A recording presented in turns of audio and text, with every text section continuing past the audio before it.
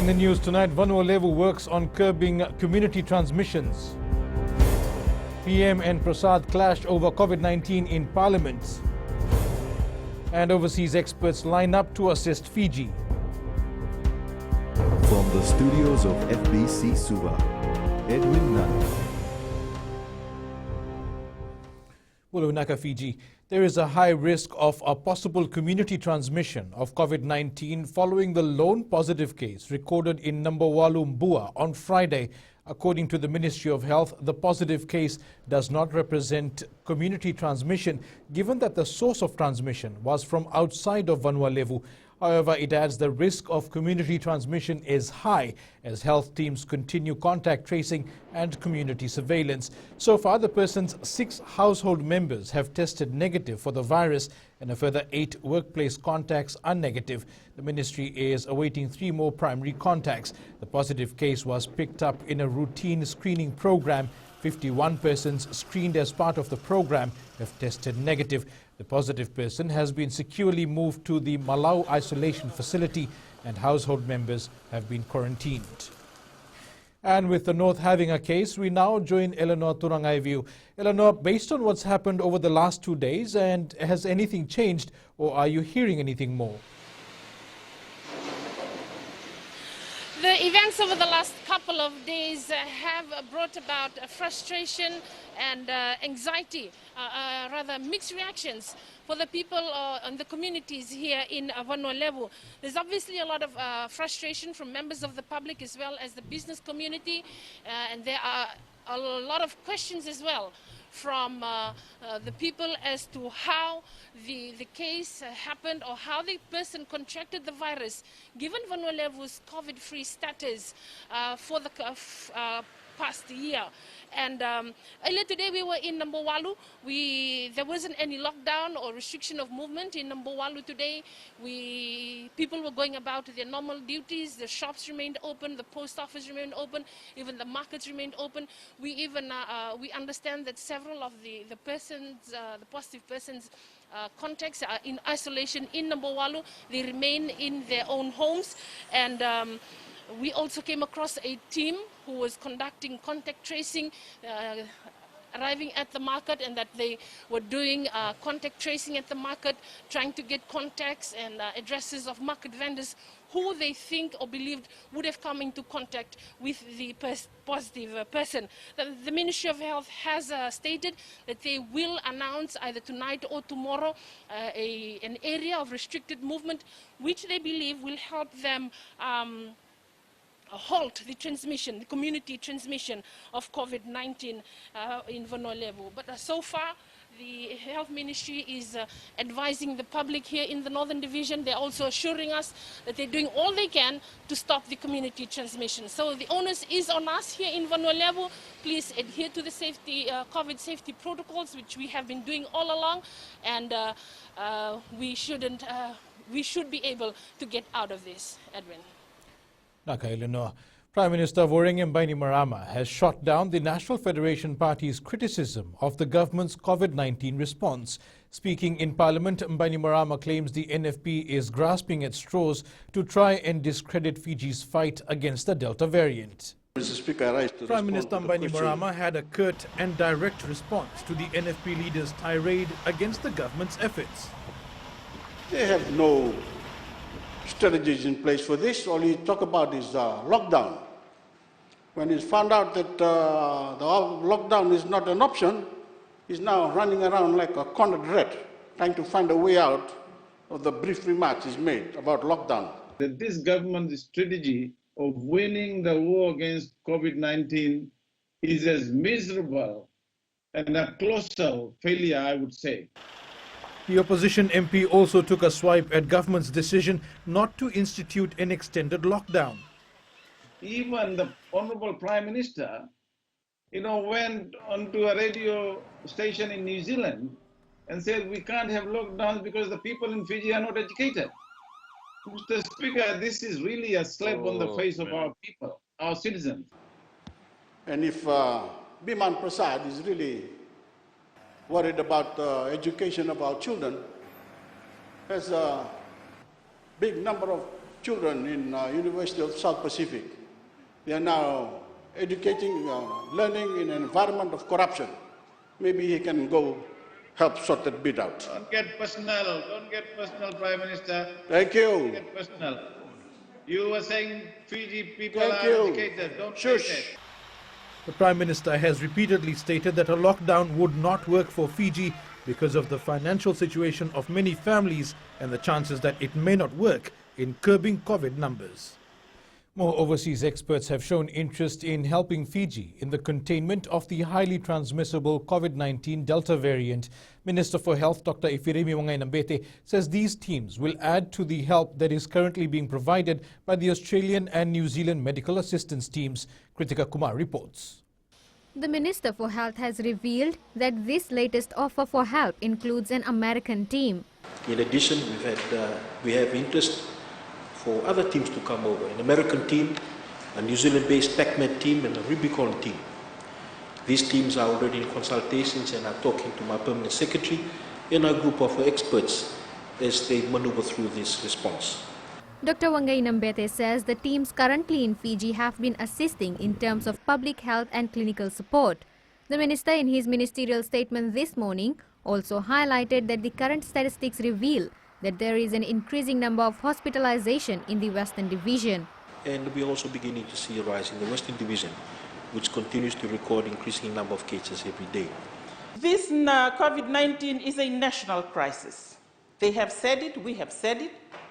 And if it's really a national crisis, then it requires extraordinary measures. The Minister has called on Fijians to get vaccinated and to follow the COVID-safe measures to help the healthcare workers in the containment efforts.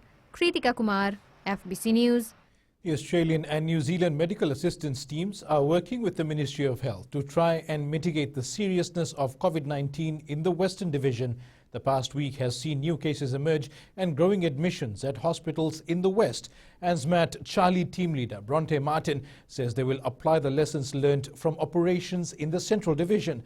Apanisa Wangairandovu reports. After several weeks of recording low cases of COVID-19 for the Western Division, things are starting to gain momentum with the number of cases recorded in the last few days. 1 week ago, we had a team over there working with colleagues, in particular in Lautoka Hospital and the referring hospitals around there, to make sure that all of the good preparation and lessons that have been gained from the response here centrally are then translated and applied across in the Western Division. In thanking efforts by healthcare workers, Martin says every Fijians need to do their part, get vaccinated and follow COVID-safe measures. Collectively, we can work together, we can get through this very trying and distressing time and emerge on the other side. Honourable Speaker, the WHO and ANZMAT experts are not only providing virtual daily advice, but in addition they have physical presence in mentoring, guiding, evaluating the work on the ground.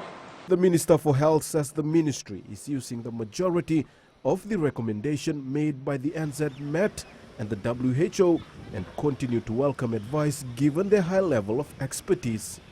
Apinisa Wangairandovu, FBC News.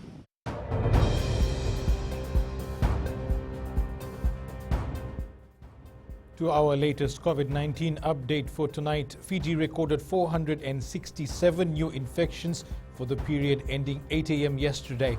258 cases are from the Western Division and 209 are from the Central. The Health Ministry also recorded 3 new deaths for the period between August 11th and the 13th. All 3 were reported in the Central Division. Fiji has now recorded 40,167 cases since April this year.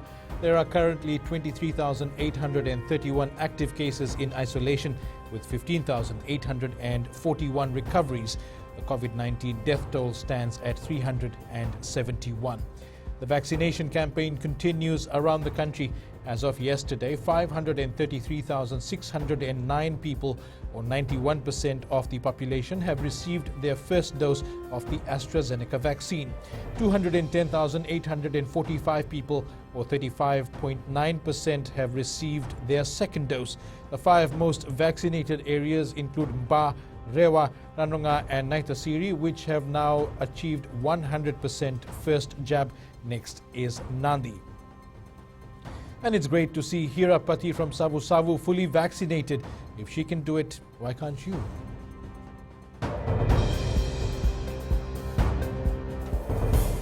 Up ahead, unconnected regions to be connected.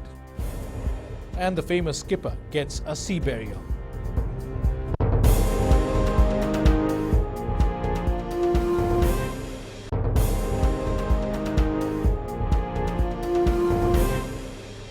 Welcome back. The no jab, no government assistance policy has been welcomed by most traditional leaders. This as the government is ramping up assistance of many forms during the financial year to most Fijians who felt the pinch of the pandemic. Josiah Nanunga reports. The support from the Vanua has been overwhelming as Fiji strides towards achieving full herd immunity in the next few weeks. The Longani village headman says the government has made a sensible move to ensure the target population is vaccinated. I continuously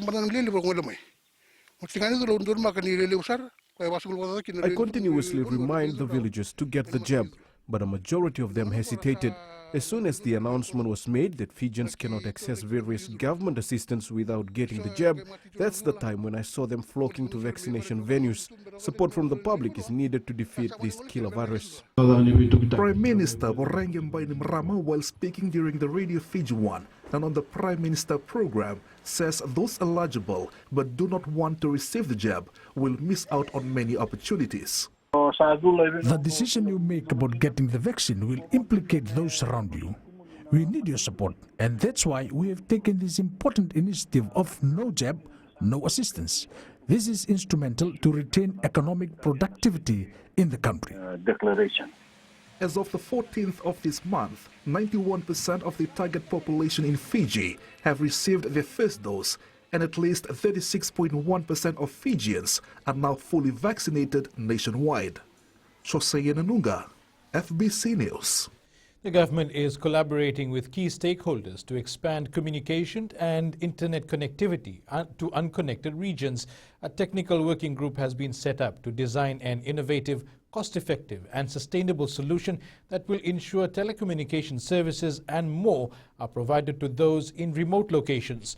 Koroi Tandulala reports. The Minister for Communications says the expansion of such services will also boost government's response effort. The Northern Connectivity Project, Mr. Speaker, will provide a means of connectivity to over 2,000 primary and secondary school students in the Northern Division. A further 15,000 Fijians living in the communities near these schools are also expected to utilize these facilities. Mr. Speaker, I commend the government's efforts of expanding mobile connectivity and their plans to expand mobile voice and internet connectivity, especially to the north. I'm told by my fellow MPs from the north in Ngatewa Bay, 80% of Ngatewa Bay doesn't have connectivity. 40 sites have been identified that will see development to benefit Fijians, including 16 schools and 14 health facilities in the Northern Division in terms of internet connectivity. Mr. Speaker, sir, in the government's ongoing effort to connect the remaining 43,022 Fijians, or 5% of the unconnected Fijians, we have identified 317 sites nationwide as either unconnected or poorly connected. The government says they are working with telecommunication companies to explore infrastructure sharing to help provide these services to Fijians in need. Koroi Tandulala, FBC News. Prime Minister and Minister for Sugar, Vorengembaini Mrama, says the government will not interfere in the work of the Fijian Competition and Consumer Commission. Bainimarama was asked in Parliament about the Fiji Sugar Corporation's submission to the FCCC seeking an increase in the price of sugar. Responding to the NFP, he says the Commission is an independent body and the FSC has its own board to oversee operations. No submissions have been made till to date by NFP, no Honorable Pio and Honorable Biman Prasad, at least as sugar consumers. 15,000 kgs of medical supplies have arrived in Fiji to support the response to the deadly surge in COVID-19 cases. The United Nations World Food Programme and the World Health Organization got together to assist Fiji's ability to care for COVID-19 patients with life-saving medical supplies. The supply includes 75 oxygen concentrators and accessories, 1,000 pulse oximeters, 100,000 gowns and 100,000 N95 masks. The supplies have been brought in at the request of the Health Ministry and will be used to treat COVID-19 patients while ensuring the safety of frontline healthcare workers. 2 4-bedroom houses were destroyed in a fire in Lawaki settlement in Lautoka today. The National Fire Authority says they received a call at around 10:42 a.m. An eyewitness told FBC News the houses were close to each other, allowing the fire to spread. FBC News understands a few houses were partially damaged. However, investigators are carrying out a full assessment. NFA and police are carrying out an investigation to ascertain the cause of the fire. A burial at sea was conducted today for the late Captain Jonathan Smith, who many Fijians remember for his great insight into weather reports. Captain Smith, who is known by many as Skipper, was a victim of a road accident last week. Family and close friends gathered at the Suva Yacht Club in Suva this morning to bid their last farewell before his body was transported for burial at sea outside the Suva Reef. Captain Smith achieved many successes, including captaining the traditional ocean-going canoe Utoni Yalo between 2010 and 2012. Before becoming the operations manager for Dive Centre Fiji Limited, he started as a cadet, second officer and later chief officer on foreign-going cargo ships operating out of Australia and New Zealand. During his time with Dive Centre Fiji Limited, he led a group of divers that salvaged wrecks at sea. He was also a marine activist. Coming up in world news, Taliban take over Kabul. And later in sports, Tottenham stuns Manchester City in EPL.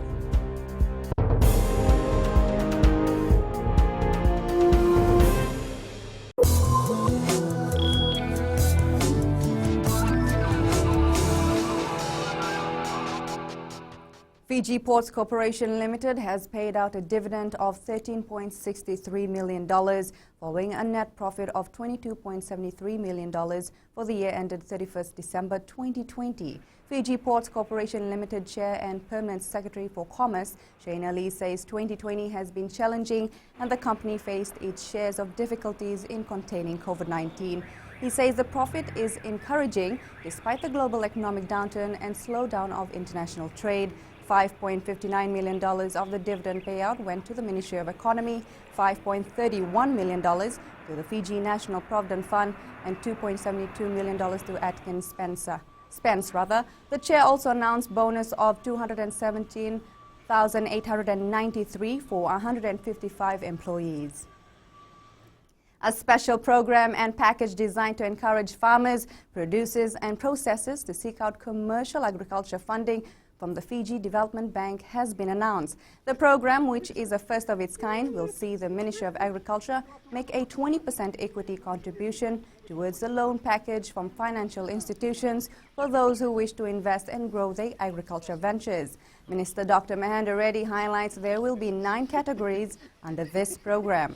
Dr. Reddy says that this program is with a funding of $500,000 and lays the foundations for 30 recipients to take that step onto the next platform of commercialization. He adds the minimum equity contribution will be $2,500 by the ministry to a maximum of $50,000. This will mean a minimum loan liability on farmers of $10,000 to a maximum of $200,000 per recipient through the financial institution. Here, the local exchange rates are set early this morning. The Fiji dollar had a slow start to the week as it lost ground against the New Zealand dollar, Kina, Euro and the Japanese yen. Prices were mixed on the commodities market. Crude oil again dropped to close at $67.31 a barrel. Gold rose to $1,781 per ounce and silver was up at $23.71 per ounce. And we now join Shoran from HFC Bank to give us the latest from the money markets. Good evening. A quick look at trade on our local South Pacific Stock Exchange for last week. More than 50,000 shares valued above $39,000 were traded in 32 transactions. Following these trades, the market value fell by 5.85% and concluded the week at $3.08 billion. In currencies, Aussie and Kiwi dollars retreated after printing some initial gains in early trade. A combination of factors weighed on the performance of the Aussie dollar. The coronavirus situation in Australia continues to worsen, while the economic data released showed their new home sales plunged 20.5% on monthly basis. On the other hand, Kiwi dollar gained on expectations that the Reserve Bank of New Zealand may announce interest rate hike in its upcoming policy meeting on Wednesday. And the US dollar held near a one-week low against major peers after falling the most in almost 7 weeks. Data released over the weekend showed their consumer sentiment slid to the lowest level since 2011 amid their worsening COVID-19 cases. And that's all I have from your HFC Bank for now. Thank you.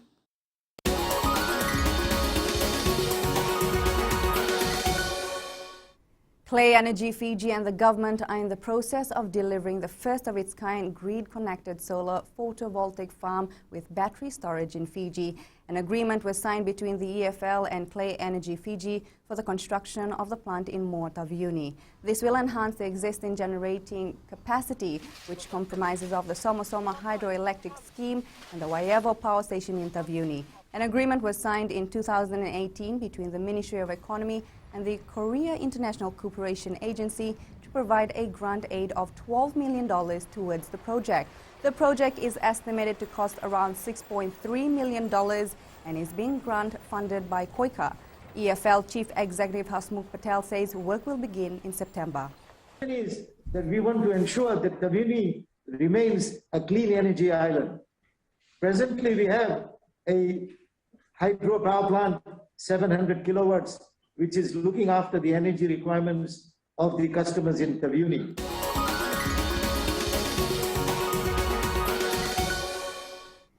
And that is the latest from my end, but coming up after the break, SCC staff take leading role in getting Fiji vaccinated. Stay with us.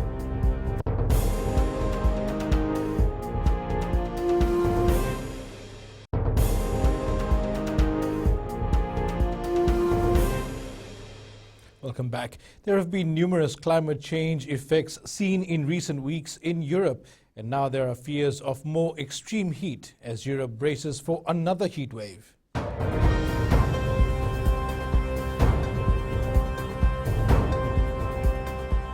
Over 200 Suva City Council officers received their second dose of the AstraZeneca vaccine at the Civic Centre in Suva this morning.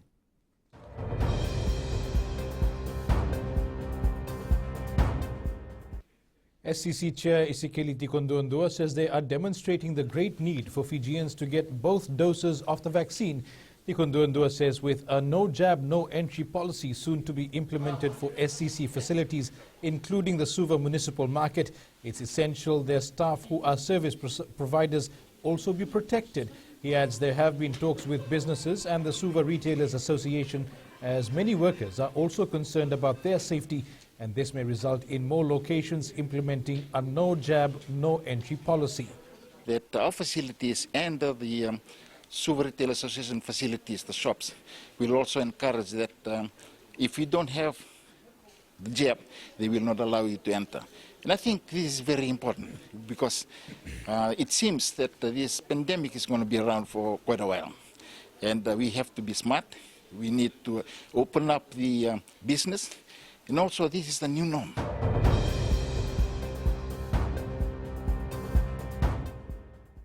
The World Health Organization has announced the next phase in its Solidarity trial, Solidarity Plus, which will enroll hospitalized patients to test 3 new drugs in COVID-19 patients. This trial will assist in narrowing the treatment to only those which are effective. Christiana Uluwai reports that 3 manufacturers who donated the drugs for the trial are IPCA, Novartis and Johnson & Johnson.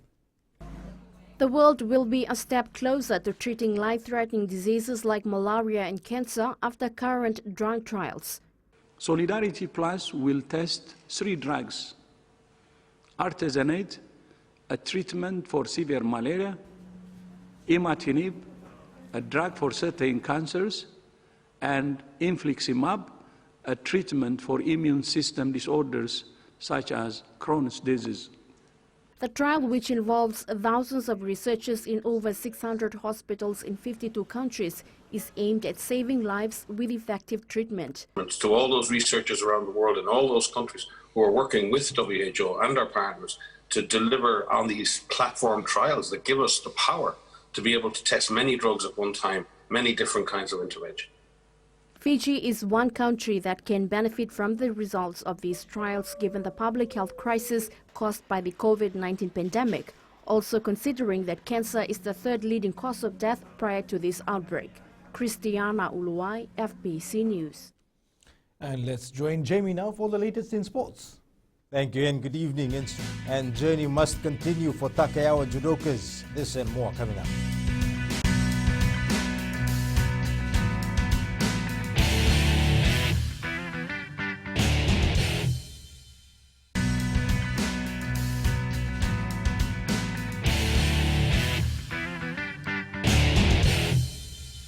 The biggest growth of rugby in the country will come from the women's competition, according to the Fiji Rugby Union. With the Fijiana's historical achievement at the Olympic Games, the interest and player base is expected to increase.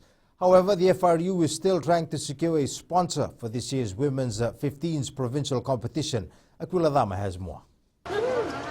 Even before the Fijiana won bronze at the Tokyo Games, the FRU had already agreed for a separate women's provincial competition this year. Nothing has changed. We've always believed that the biggest growth will come from the women's team, and that's why we had intended for a separate women's team to allow for introduction of the under-18 women's competition similar to men. Secondary school girls are not the only targeted group, as the attention are now on primary school as well. And also looking at the introduction of women's competition in secondary schools and likewise in the GIS, in the Getting to Rugby program. Many young girls were inspired 2 weeks ago by these players. However, for our bronze medalists, they have another major tournament coming up. The next plan for every individual players and also the next long-term plan for the team. Majority of our Fijiana 7 stars will be in action for their respective teams when the women's 15s competition starts later in the year. Aquila Dama, FBC Sports. The Takayawa family name has long been synonymous with judo in Fiji, and that's not about to change anytime soon. The Judo family has already produced 3 Olympians for Fiji, dating back to the 1984 Summer Games with the late Viliame Takayawa, while the most recent being his son Tevita, who is also the younger brother to Sydney 2000 Olympics participant Nathanieli. As Venina Rakautonga reports, Tevita may be the youngest in the second generation of Takayawa judokas to make it to the Olympics, but there are many more already climbing up the ranks. Expect to hear the familiar name for generations to come as the Takayawas continue to breed judokas. 2 years ago, 2019, my 2 daughters won gold, and Tevita winning the Oceania the year before. And now it has gone to another recipient, Gerard, my nephew, and that is the university's high school. Nathanieli Takayawa says Tevita has set the platform not only for the young judokas in his family, but for those in Fiji judo as well. Though it didn't go the way we thought, but was a great experience for him, and moving forward in taking all the positive outcomes. Fiji Association of Sports and National Olympic Committee Chief Executive Lorraine Ma says it was a good outing for the first-time Olympian.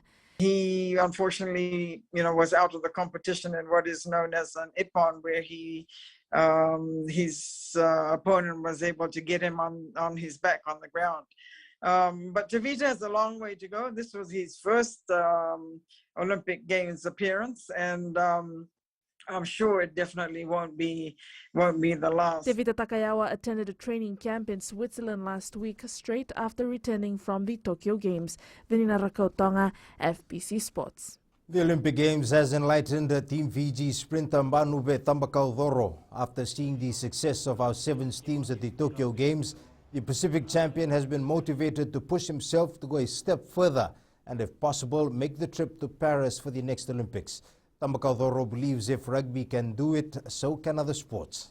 Hopefully in the future we'll be able to, the other sports will be able to add on to that tally as well. What I've seen going to the games is that it doesn't really matter what kind of form or what kind of times you're running or what kind of performance you bring into the game. Everything just counts on the day. So, it's really opened my eyes to a lot of things. Former Namosi centre Onisi Ratave was outstanding on debut for Bay of Plenty in the NPC last night. An assist and a try from the Fijian speedster, helping to secure a 31-11 win over Southland in their round 2 clash. Ratave was also part of the extended Fiji 7 squad and the Flying Fijians. Tottenham made light of the absence of unsettled Harry Kane to start the Premier League season with a 1-0 win over champions Manchester City. Son Heung-min, who gave new manager Nuno Espirito Santo the perfect start to his reign with a low shot that snaked beyond Manchester City keeper Anderson 10 minutes after the break. The second cricket test between England and India is set for a grandstand finale after the English made late inroads on the 4th day at Lord's. That's it from Sports Tonight. Coming up in Weird and Wonderful, elephants celebrate their day in India. This and more after the break.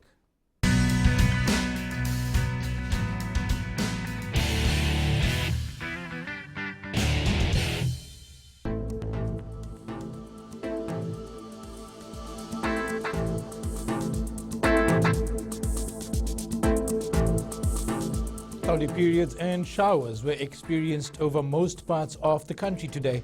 Now to the west, clouds and sunshine with a couple of showers in the afternoon. Eastwards from Pacific Harbour to Suva, mostly cloudy with a touch of rain. Up north, a couple of showers in the morning, then episodes of sunshine in the afternoon. Places we are checking out today are Suva, Nandi and Lambasa. Suva had the highest humidity at 75%. At sea, moderate to fresh southeast winds, gusty at times, rough seas. Turning to the tides, the next low tide is at 4:31 a.m. tomorrow with high tide at 10:36 a.m. Sunrise is at 6:27.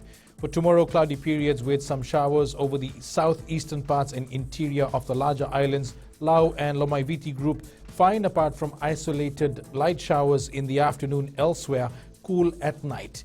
The outlook for Wednesday, cloudy and rainy conditions to continue. Our shot of the day sent by Alfaz when Suva is blessed with a sunny day. And in Fijian Pulse, we ask, should the Fijiana players be having equal contracts as the men's team?